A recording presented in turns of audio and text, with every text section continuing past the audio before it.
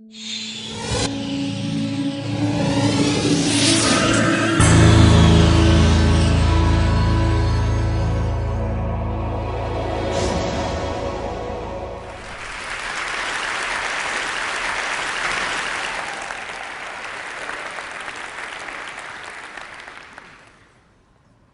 was discovered 1981, the virus 1983. These gapminder bubbles show you how the spread of the virus was 1983 in the world, or how we estimate that it was. What we are showing here is on this axis here, I'm showing percent infected adults, you know, and on this axis I'm showing dollar per person in income. And the size of these bubbles, the size of the bubbles here, that shows how many are infected in each country. And the color is the continent. Now you can see United States, 1983, had a very low percentage infected, but due to the big population, still a sizable bubble. There were quite many people infected in the United States. And up there you see Uganda. They had almost 5% infected, and quite a big bubble in spite of being a small country then. And they were probably the most infected country in the world. Now, what has happened? Now you have understood the graph, and now in the next 60 seconds, we will play the HIV epidemic in the world.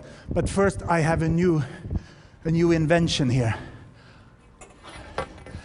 I have solidified the beam of the laser pointer.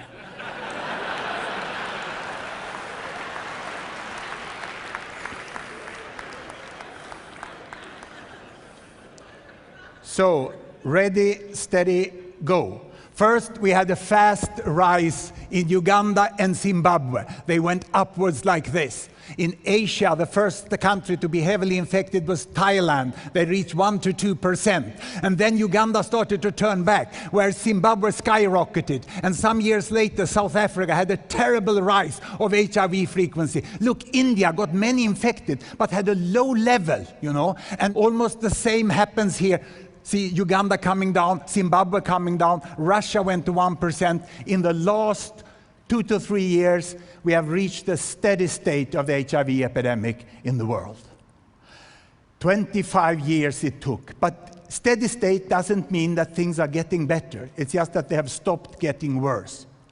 And the steady state is more or less 1% of the adult world population is HIV infected. It means 30 to 40 million people, the whole of California, every person. That's more or less what we have today in the world. Now, let me make a fast replay of Botswana. Botswana, upper middle income country in southern Africa, democratic government, good economy, and this is what happened there. They started low, they skyrocketed, they peaked up there in 2003, and now they are down. But they are falling only slowly, because in Botswana, with good economy and governance, they can manage to treat people. And if people are infected or treated, they don't die in AIDS. And these percentages won't come down, because people can survive in 10 to 20 years. So there's some problem with these metrics now.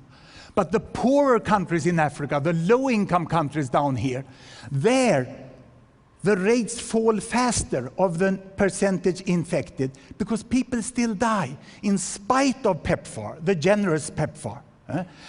All people are not reached by treatment. And of those who are reached by treatment in the poor countries, only 60% are left on treatment after 2 years. It's not realistic with life-year-long treatment for everyone in the poorest countries. But it's very good that what is done is being done. But focus now is back on prevention. There's only by stopping the transmission that the world will be able to deal with it. Drugs is too costly. Had we had a vaccine, or when we will get the vaccine, that's something more effective. But the drugs are very costly for the poor. Not the drug in itself, but the treatment and the care which is needed around it. So, when we look at the pattern, one thing comes out very clearly. You see the blue bubbles, and people say HIV is very high in Africa. I would say HIV is very different in Africa. You have the highest HIV rates in the world you find in African countries, and yet you find Senegal down here the same rate as United States. And you find Madagascar, and you find a lot of African countries about as low as the rest of the world. It's this terrible simplification that there is one Africa and things go on in one way in Africa. We have to stop that. It's not respectful, and it's not very clever to think that way.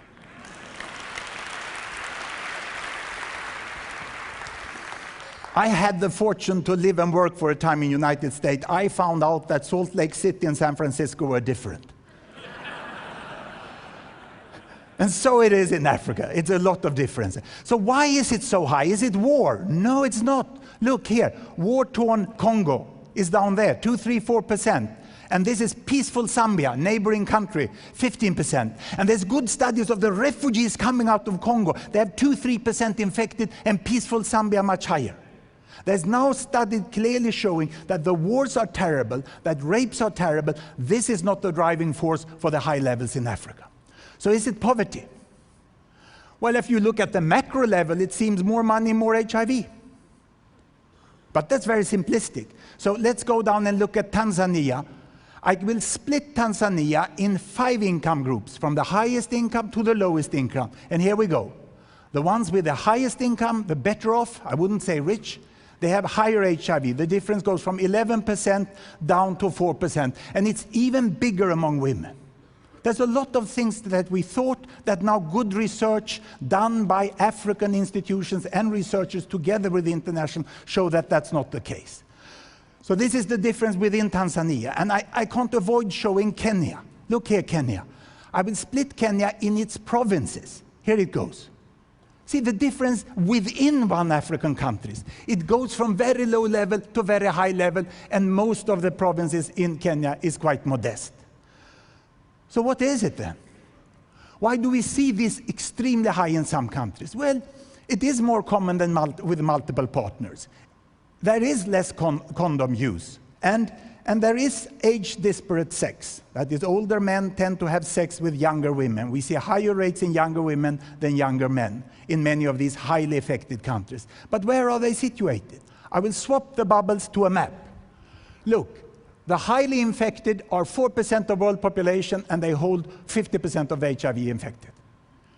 HIV exists all over the world. Look, you have bubbles all over the world here. Huh? Brazil has many HIV infected. Arab countries not so much, but Iran is quite high. They have heroin addiction and also prostitution in Iran.